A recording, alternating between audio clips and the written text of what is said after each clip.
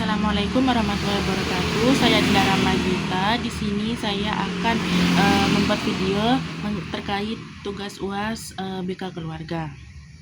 Di mana di tugasnya itu menjelaskan tentang definisi masalah keluarga, konsep dasar teknik konseling keluarga, tujuan konseling keluarga, dan teknik BK yang ada di dalam poster yang sudah kami buat.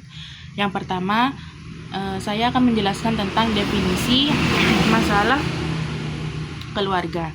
Masalah keluarga merujuk pada konflik atau ketidakseimbangan dalam dinamika interaksi antar anggota keluarga seperti komunikasi yang buruk, peran yang tidak jelas, atau pengaruh masalah individu terhadap keseluruhan unit keluarga. Definisi ini menekankan bahwa masalah bukan hanya pada satu orang, melainkan hasil dari pola relasi yang saling mempengaruhi. Kemudian yang kedua yaitu konsep dasar teknik konseling keluarga. Teknik konseling keluarga berfokus pada pendekatan sistematik di mana keluarga dilihat sebagai satu kesatuan yang saling terkait, bukan individu yang terpisah. Konsep utama meliputi reframing atau mengubah sudut pandang perilaku, penguatan batasan sehat, dan pengembangan keterampilan komunikasi kolektif untuk menyelesaikan masalah secara bersama. Pendekatan struktural menekankan peran, tugas, dan tanggung jawab masing-masing anggota agar mencapai tujuan keluarga. Yang ketiga, tujuan konseling keluarga. Tujuan utama adalah memfasilitasi perubahan positif dalam pola interaksi, meningkatkan pemahaman emosional, dan membangun empati antar anggota. Secara spesifik, mencakup memfasilitasi komunikasi pikiran perasaan, mengganti ketidakfleksibelan peran, merawat anggota sakit, serta memelihara lingkungan rumah yang mendukung kesehatan dan perkembangan. Konseling juga bertujuan mengembangkan potensi setiap anggota dan kemampuan keluarga mengatasi masalah secara preventif. Kemudian di sini saya akan juga menjelaskan kognitif family counseling. Yang pertama dari konsep dasar. Konseling keluarga kognitif memandang bahwa masalah dalam keluarga umumnya berakar pada pola pikir atau kognisi yang distorsif dan komunikasi yang tidak efektif antar anggota keluarga. Fokus utamanya adalah membantu keluarga mengidentifikasi dan memodifikasi pola pikir negatif atau keyakinan irasional yang mempengaruhi perilaku dan hubungan di antara mereka. Pendekatan ini tidak hanya menitikberatkan pada individu, tetapi melihat interaksi sistemik dalam keluarga, di mana perubahan kognitif pada satu anggota dapat mempengaruhi keseluruhan dinamika keluarga. Dengan begitu, konseling keluarga kognitif berusaha memperbaiki kualitas interaksi, komunikasi, dan pola pikir agar tercapai perubahan perilaku yang sehat dan konstruktif. Kemudian yang kedua, tujuan konseling.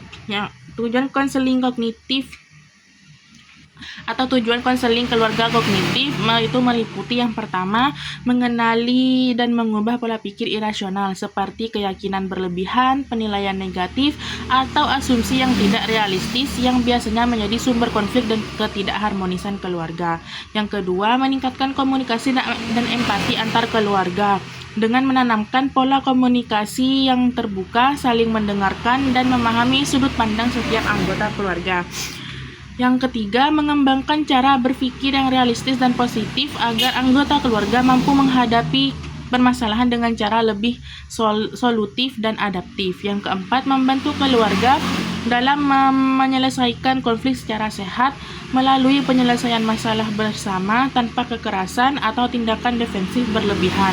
Dan yang terakhir, menciptakan harmoni keluarga, di mana semua anggota dapat saling mendukung dan memberikan penghargaan serta tumbuh dalam suasana yang positif dan kondusif.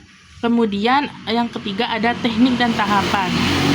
Ada dua tahapan dan satu teknik dalam konseling keluarga kognitif. Yang pertama untuk tahapan yaitu identifikasi masalah.